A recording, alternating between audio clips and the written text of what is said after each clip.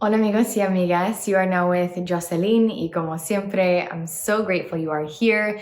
If you are a returning subscriber, welcome back. You already know all the goodness we're about to get into in this video. And if you are new here, welcome as well. If you enjoy lifestyle, spirituality, self-development, journaling, all of that good stuff, then make sure to click subscribe so you don't miss out on any of my weekly videos and you join in on this beautiful, growing community. In this video, I'm going to be sharing with you and guiding you through 8 journaling prompts for our new year reflections. Now, I just want to say that sometimes the new year looks like the calendar new year, right? January 1st. But sometimes the new year looks like our birthday. I don't know about you, but for me, when it's my birthday, that feels like January 1st to me. That feels like my new year. And then there's also the new year of the spring equinox in nature, where nature is experiencing its rebirth, its renewal, its new year. So whatever kind of new year brought you here, know that these prompts are going to get you to reflect on the year that has passed in such a beautiful way. And I'm so grateful that you are doing this, that you are journaling, that you are reflecting, that you're holding this sacred space for yourself. And I'm so honored to guide you. And I just want to add that I do have a birthday prompts video. So if you are here for your birthday, which by the way, happy birthday, definitely recommend checking out those prompts as well. So without further ado, let's get into these 8 journaling prompts for our New Year reflections.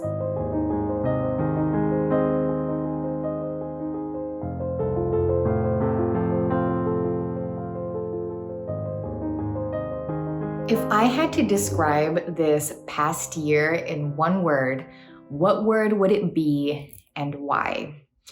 I'm realizing, side note, that in the intro of the video, I said New Year reflections, and perhaps I should have said end of year reflections. Either way, if you had to describe this past year in one word, what word would that be and why? And if you find yourself getting overwhelmed and there's a lot of words coming to you, then maybe write all of those words down, limit yourself to say maybe 10, and then start eliminating till you get to the point where you discover the one word that really feels like it describes this past year and expand on it. Why does this one word define, signify, reflect the year that has passed in your life? And I feel like this is such a great brainstorming prompt, a great prompt to start our journaling session with, and also a great prompt to kind of be revisiting over the years. I mean, really all of these, right? I encourage you to be revisiting these prompts at the end of every year so that you start developing this ritual for yourself, if you will, where, you can see this past year, your word was replenished. And then you realize that in the next year, your word is excitement. And I don't know, that's one of the reasons why I love journaling, because you get the opportunity to look back at what you've written in the past and just see how things have changed, see how you have grown, see what in your life has evolved and transformed and what's different, what's the same. So let's gift this past year, a word. And maybe if you feel inspired, turn it into a yearly tradition. What emotion did I spend the most time feeling, and how did that impact me? I love this prompt so much. It may be my favorite prompt that I am offering you because our emotions impact us so much. And I feel like so often we don't really notice which emotions are taking up space in our lives and in our journeys and in our years. So take that moment to reflect on this past year and discover which emotion took up the most space in your life and how it impacted you.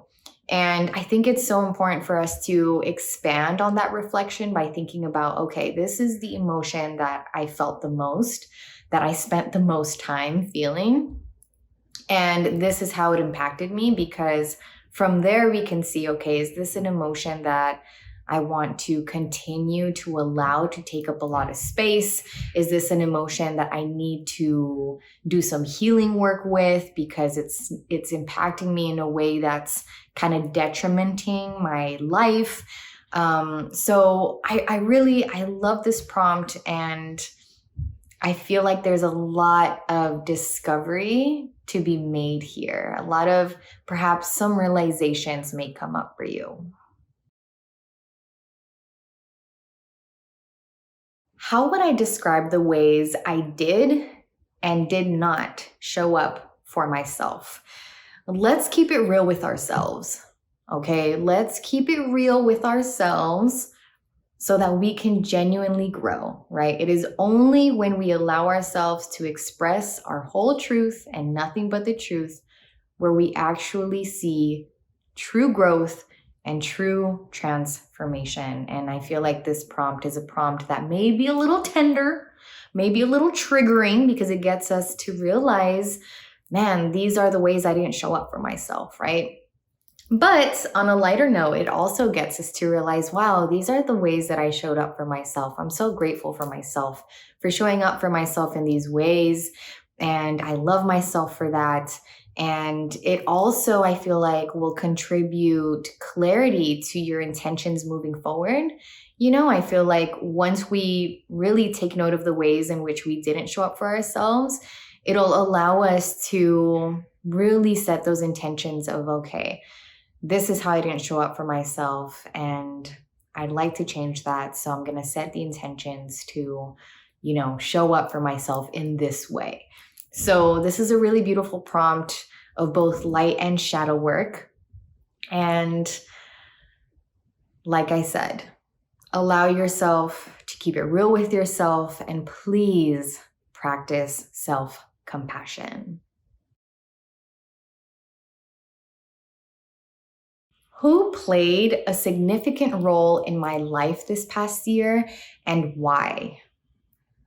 Who played a significant role in your life this past year, and why?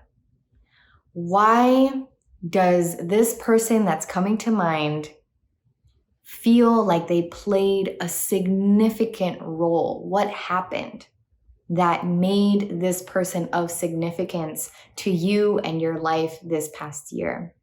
And I feel like there's a lot to be said in regards to who and what feels significant to us, because I feel like who and what feels significant to us reveals who and what matters to us, moves us, impacts us, influences us, right? And I do want to acknowledge the truth that, for some of us, when we think of who played a significant role in our lives, that significance could be because this person caused us a lot of heartbreak and pain and hurt.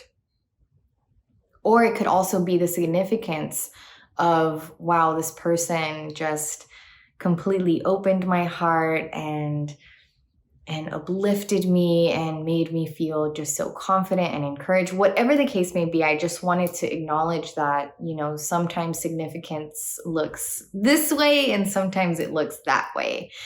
And, if you feel inspired, one, to journal about more than one person, please do. And two, if you feel called to share what you journaled to this person, answer the calling. Answer the calling. And also, I want to leave you with this bit to expand your perception on who played a significant role, because sometimes the significant role is our own self, right? Let's not count ourselves out. It could be a spiritual teacher. It could be an ancestor. It could be God or whatever higher power it is that you believe in and explored a relationship with this past year. So just wanted to include that, right? To expand your perception a bit. But without further ado, who played a significant role in your life this past year and why? What experiences from this past year felt in alignment with who I am meant to be and what I am meant to do? Now, when we're thinking about the moments from this past year that felt like, that is who I am meant to be, and that is what I am meant to do, I want you to keep in mind that it's not just about who I'm meant to be professionally or what I'm meant to do professionally.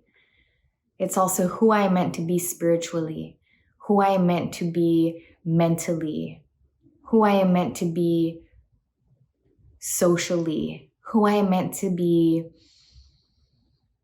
physically, relationally, personally, right? And also what I am meant to do spiritually, what I am meant to do emotionally, what I am meant to do relationally, personally, etc., right? And I'm saying this because, again, I really want us to be stepping into these reflections with an open mind and an even more expanded perception, right? Because often when we think about this is who I'm meant to be, this is what I'm meant to do, we immediately just think of our careers. We immediately think of our professional life.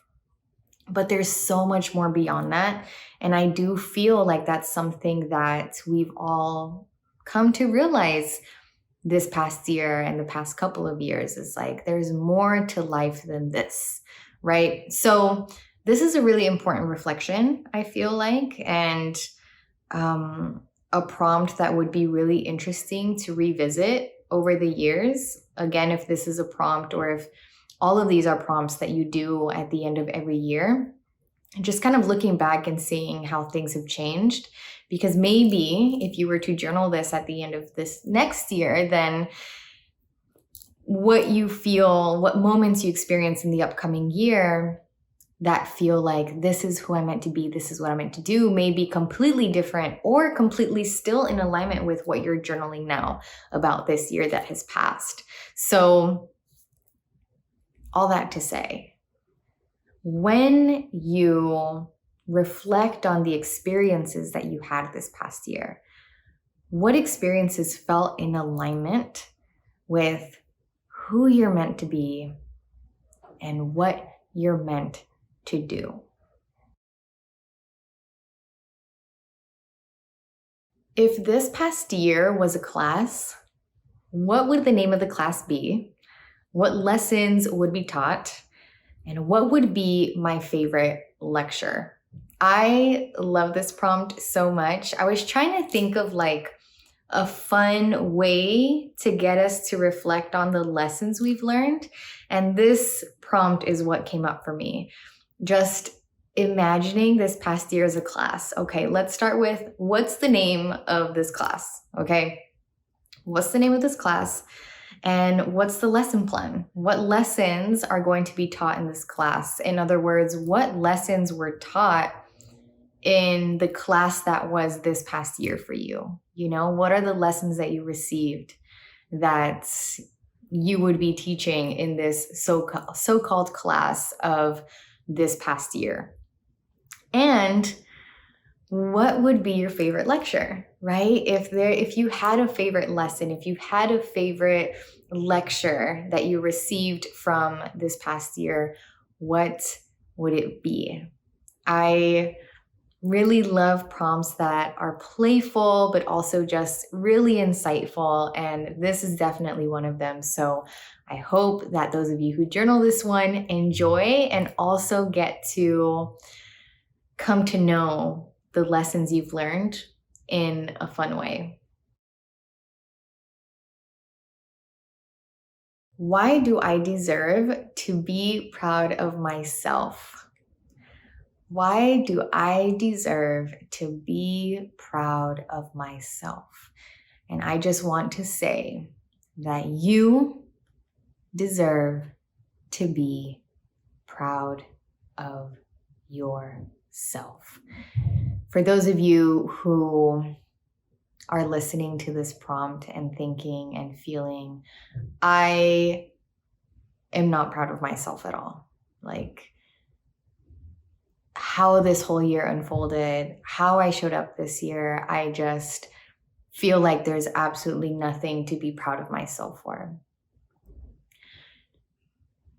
I feel like the simple fact that you're here watching this video and holding space for yourself to reflect on this past year, and you allowing yourself to keep it real with yourself and like really journal about your life in this way, like this here is something to be so proud of, like so proud of. I don't think you may understand just how profound this is, the practice of journaling, of turning inward and confronting yourself and reflecting on your life and gaining awareness, expanding your consciousness. Like, this is something to be proud of. And I don't doubt that there have been other reflections of this throughout this past year where you intended to turn inward, where you held that space for yourself, where you tried, like simply trying, regardless of how small the try may seem to you, like that is something to be proud of.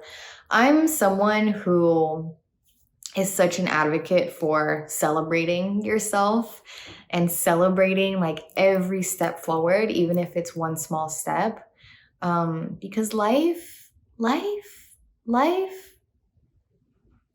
can be hard, you know? This human experience can be hard to navigate. And every time we show up for ourselves in a loving way with good intentions, regardless of the outcome, so worthy of acknowledging and feeling proud of yourself for. So all that to say, don't count yourself out from this prompt. Please gift yourself that pride from yourself, because yes, you do deserve to be proud of yourself.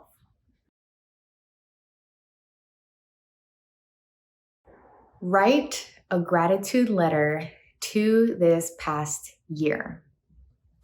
Now, I know that some of you watching this and listening to this may be like, absolutely not. I am not thanking this year.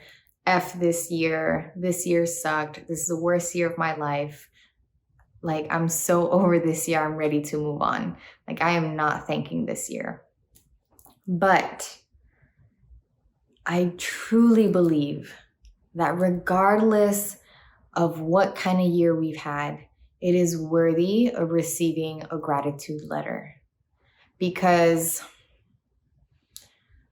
it's all about not how life necessarily unfolds, right? It's not about if life meets our expectations or if things go as planned.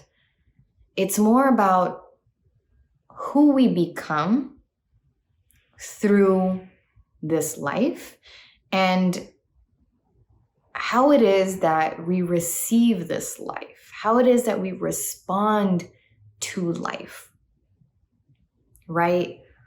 And so every year truly does come with such teachable moments that gift us the opportunity to walk away so much wiser.